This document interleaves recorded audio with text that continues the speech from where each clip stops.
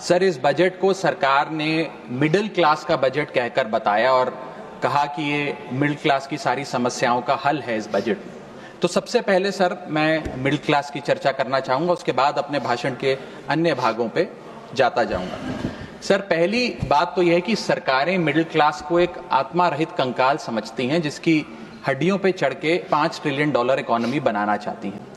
Sir, इस देश का मिडिल क्लास कमर तोड़ मेहनत करता है, लेकिन इस मेहनत के बावजूद मिडिल क्लास गरीब हो रहा है, अमीर नहीं हो रहा। गरीबों के लिए तो अक्सर सब्सिडीज और स्कीम्स लाई जाती हैं जो कि लानी भी चाहिए। अमीरों के लिए production linked incentives, rebate, tax incentives, न जाने क्या क्या लाया जाता है, लेकिन इस देश के मिडिल क्लास को कुछ हासिल नहीं होता। ऐसा लगता है कि सरकारें समझती हैं कि देश के मिडिल क्लास के ना सपने हैं ना अरमान है, लेकिन वो सोने का अंडा देने वाली वो मुर्गी है जिसकी गर्दन जब चाहे मरोड़ के टैक्स वसूल लिया जाए। इसी के चलते सर मैं कहना चाहता हूं कि इस देश में मांग यानी कि डिमांड इसलिए गिर रही है क्योंकि इस देश का मिडिल क्लास सिकुड़ रहा है। तमाम आंकड़े एफएमसीजी सेक्टर से लेके गाड़ी बेचने वाले कंपनियों के सेल्स के आप उठाकर देखेंगे तो वो आपको यही बताएंगे कि इस देश का मिडिल क्लास खर्च नहीं कर रहा, और खर्च इसलिए नहीं कर रहा क्योंकि उसकी जेब में आमदनी ही नहीं है। मिडिल क्लास खाली सेंसस के लिए नहीं है सर, उसके भी अपने अरमान हैं, उसके अपने सपने हैं।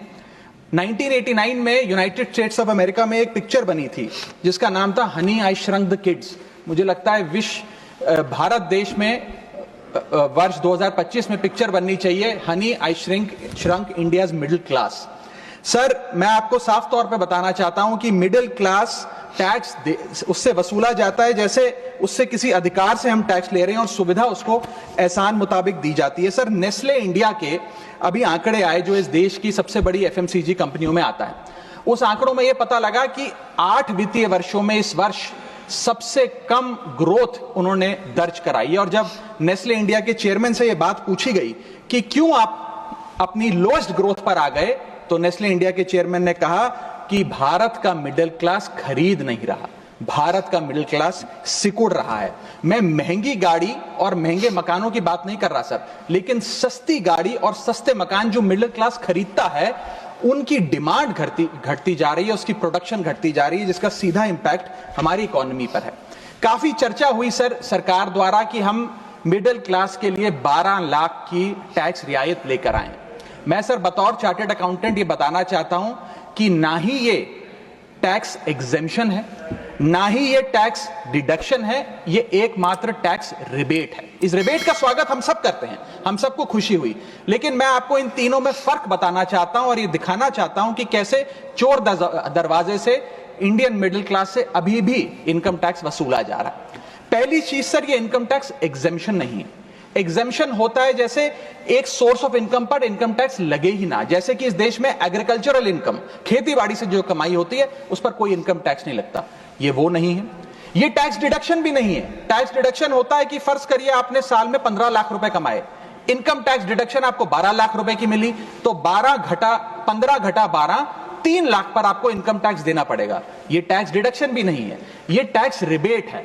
यानी कि 12 लाख तक अगर आपने पैसा कमाया साल में तो आपको इनकम टैक्स नहीं देना, लेकिन जैसे ही 12 लाख से ज्यादा, फर्ज करिए आपने 12 लाख 1,000 रुपए कमाया, तो पूरे 12 लाख 1,000 पे आपके स्लैब अनुसार आपसे इनकम टैक्स वसूला जाएगा। और दूसरी चीज, कैपिटल गेन्स पे, यानी कि अगर आप अपने कोई मकान बेचते हैं, सोना बेचते हैं, इक्विटीज बेचते हैं, शेयर्स बेचते हैं, उस पर जो कैपिटल गेन पे, मुनाफे पे लगता है टैक्स, वो इस 12 लाख की सीमा में नहीं आएगा, उस पर आपको अतिरिक्त टैक्स देना पड़ेगा।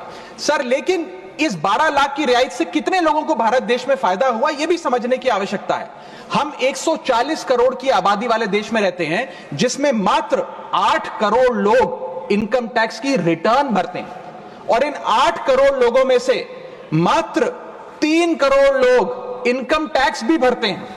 यानी कि 8 करोड़ लोग इनकम टैक्स की रिटर्न भरते हैं, 5 करोड़ लोग जीरो इनकम दिखा के अपनी इनकम टैक्स की रिटर्न भरते हैं, जीरो टैक्सेबल इनकम।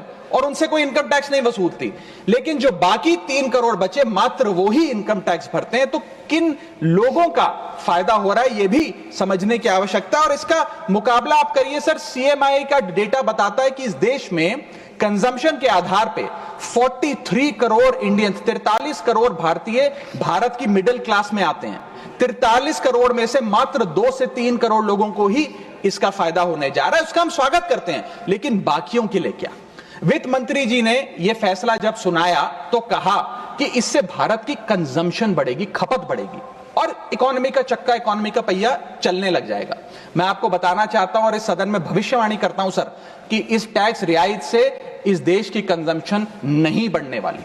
अगर आप वास्तव में इस देश की खपत यानी कि कंजम्पशन बढ़ाना चाहते हैं तो आपको इनकम टैक्स के साथ साथ जीएसटी नाम का टैक्स कम करना पड़ेगा, क्योंकि जीएसटी वो टैक्स है जो इस देश का अमीर से अमीर आदमी और गरीब से गरीब आदमी भी देता है। जब गरीब आदमी अपने घर में चूल्हा जलाने के लिए माचिस खरीदता है तो उस पर भी जीएसटी देता है, और अमीर आदमी जब सफर करने के लिए मर्सिडीज और बीएमडब्ल्यू खरीदता है उस पर भी जीएसटी देता है। जीएसटी वो लोग भी देते हैं जो इनकम टैक्स नहीं भरते, जीएसटी वो लोग भी देते हैं जिनको सरकार, उन 80 करोड़ भारतीयों को जिनको फ्री राशन देती है, जीएसटी उनसे भी वसूला जाता है। तो सही मायने में अगर आप भारत में खपत यानी कि कंजम्पशन को बढ़ाना चाहते हैं, इकोनॉमी रिवाइव करना चाहते हैं, तो आपको जीएसटी कम करना पड़ेगा और जीएसटी स्ट्रीमलाइन करना पड़ेगा। सर, मिडिल क्लास इस देश का सबसे देशभक्त क्लास है जो सबसे ज्यादा टैक्स देता है। और सर, जब नौकरी से लौटता हुआ साधारण पैंट शर्ट पहने मिडिल क्लास का आदमी मेट्रो की लाइन में खड़ा होता है तो उसे यह चिंता नहीं होती कि घर जाकर कौन सी पिक्चर देखूंगा या कौन सा पकवान खाऊंगा। उसे यह चिंता होती है कि मैं अगले हफ्ते अपने बच्चों की फीस कैसे भरूंगा, बाबूजी का ऑपरेशन कैसे कराऊंगा, या बड़े साल नौकरी कर ली, अब एक स्कूटी खरीद लेता हूं, लेकिन जब बाजार जाता है तो पता लगता है वो स्कूटी जो 4 लाख की जो 40,000 की मिलती थी वो अब 1 लाख रुपए की मिलने लगी, या वो ऑल्टो गाड़ी जो 3-3.5 लाख की मिलती थी अब 10 लाख रुपए की मिलने लगी। ये सच्चाई है सर, और इसलिए है क्योंकि सर सैलरी बढ़ती नहीं, बचत होती नहीं, सिर्फ और सिर्फ महंगाई बढ़ती है। और सर, मैं ये भी आपको बताना चाहूंगा, रिपोर्ट्स बताती है, इकोनॉमिक सर्वे ऑफ इंडिया बताता है कि सैलरी औसतन मात्र 3% बढ़ी है पिछले वित्तीय वर्ष में, जबकि food inflation 10%, health care inflation 15% और कंज्यूमर प्राइस इन्फ्लेशन और न जाने कितनी इन्फ्लेशन तो इनसे कहीं ज्यादा ऊपर आंकड़ों पर आज मंडरा रही है, लेकिन उसके मुकाबले सैलरी मात्र 3% बढ़ी है। सर, देश का मिडिल क्लास एक बहुत बड़े डेट ट्रैप में भी फंसने जा रहा है। मैं ये भी भविष्यवाणी आज करना चाहूंगा, क्योंकि भारत का household debt to GDP ratio आज 40% पे खड़ा हो गया। सरल भाषा में बताऊं तो भारत के मिडिल क्लास परिवार आज रोजमर्रा के जीवन के लिए, अपने डेली एक्सपेंसेस के लिए लोन लेने पर मजबूर हो गए हैं, चाहे वो पर्सनल लोन हो, चाहे वो क्रेडिट कार्ड के जरिए हो, या चाहे वो अन्य प्रकार से फाइनेंशियल इंस्टीट्यूशन से ब्याज पर पैसा लेना हो। यानी कि जो सैलरी 1 तारीख को आती है वो पहले ही आपके रोजमर्रा के जीवन में जो आपने खर्चा करने के लिए ब्याज पर पैसा लिया हुआ है उसके भुगतान में लग जाती है, और इंडिया का मिडिल क्लास एक डेट ट्रैप में फंसता जा रहा है। ये लोन कोई मकान बनाने के लिए या दफ्तर खरीदने के लिए या एसेट क्रिएशन के लिए नहीं है, ये day to day expenses meet करने के लिए, जो भारत के मिडिल क्लास को एक डेट ट्रैप में खड़ा करता जा रहा है। सर, सैलरी तो 7 तारीख को आती है महीने की, लेकिन 1 तारीख को मकान मालिक आ जाता है दरवाजे पे दरवाजा खटखटाने की किराया दो। और सारी उम्र काम करने के बाद एक मिडिल क्लास का आदमी सोचता है कि अंत में रिटायरमेंट के समय एक छोटा सा अपना मकान, जमीन खरीद के मकान बनाऊंगा। जमीन खरीद के मकान बनाना तो छोड़िए सर, आज रियल एस्टेट के प्राइसेस आपकी अर्निंग्स, मिडिल क्लास की अर्निंग्स के मुकाबले इतने ज्यादा हैं कि रिटायरमेंट 2-3 जन्म काम करने के बाद, रिटायरमेंट लेने के बाद भी शायद वो 2 BHK अपार्टमेंट भी नहीं खरीद पाएगा। इसीलिए मिडिल क्लास आज सरकार को वो गाना सुनाना चाहता है कि सारी उम्र हम मर मर के जी लिए, एक पल तो अब हमें जीने दो।